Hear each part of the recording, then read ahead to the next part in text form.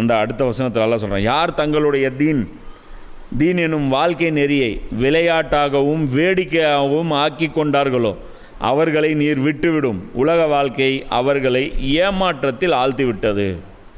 அப்போது அல்லாஹ் இந்த இடத்துல என்ன சொல்கிறான், தீனுங்கிறது ரொம்ப சீரியஸான பிஸ்னஸ்.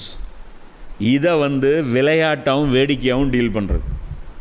குரான் எவ்வளோ சீரியஸ் டிஸ்கஷனை பேசுது, என்ன குரான் எவ்வளோ முக்கியமான ஆர்கியூமெண்ட்ஸை வைக்கிது, அதை உட்காந்து இவங்க ஜஸ்ட் லைக் தட்டுன்னு சொல்லிட்டு அப்படியே மேலோட்டமாக பார்த்து அப்படியே ரிஜெக்ட் பண்ணுறது.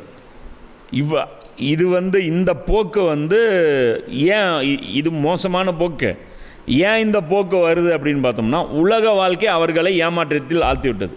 சரி, இந்த உலக வாழ்க்கை எப்படி ஏமாற்றத்தில் ஆழ்த்திச்சு? இதே தான் நான் முதல்ல சொன்னேன்ல, உலகத்தில் நாம் செஞ்சிட்ருக்கிறது தப்புன்னா அல்லாஹ் ஏன் நம்மளை விட்டு வச்சுருக்கான். இதுதான் அவங்களுடைய ஒரே ஆர்கியூமெண்ட். நீ இன்றைக்கி ஒரு ஆளை கூப்பிட்டு கேளு, என்னங்க இப்படிலாம் அல்லாவுக்கு மாறு செஞ்சுட்டு இப்படிலாம் இருக்காதீங்க, இருந்தீங்கன்னா அல்லாஹ் தண்டிச்சிருவான். எங்கப்பா தண்டிக்கிறான், எல்லாம் நல்லா தான் இருக்காங்க. இந்த டயலாக் நீ பார்ப்ப, நீ தாவா செஞ்சேன்னா இதெல்லாம் வரும். எங்கப்பா தண்டிக்கிறான், தப்பு செய்கிறவன் நல்லா ஆகிட்டு தான் இருக்கான், மேலே மேலே வளர்ந்துட்டு தான் இருக்கான். தப்பு செய்யாத நாம தான் அதே இடத்துல உட்காந்து புலம்பிகிட்டு இருக்கணும். சும்மா வேறு ஏதாவது பேசு, ஆவர வேண்டி பேசு. அல்லாவுடைய வசனத்தை தூக்கி டம்முன்னு இது பண்ணிவிட்ருவோம். புரியுதா? அப்போது இந்த தீனை விளையாட்டாகவும் வேடிக்கையாகவும் ஆக்கி கொள்ளக்கூடாது. இன்றைக்கி முஸ்லீம்கள் இஸ்லாத்தை என்னவா ஆக்கி வச்சுருக்காங்க?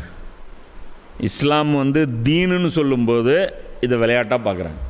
என்னடா அவன் தீனுன்னு சொல்லி மதரசா சொல்லலை, ஜமாத்து சொல்லலை.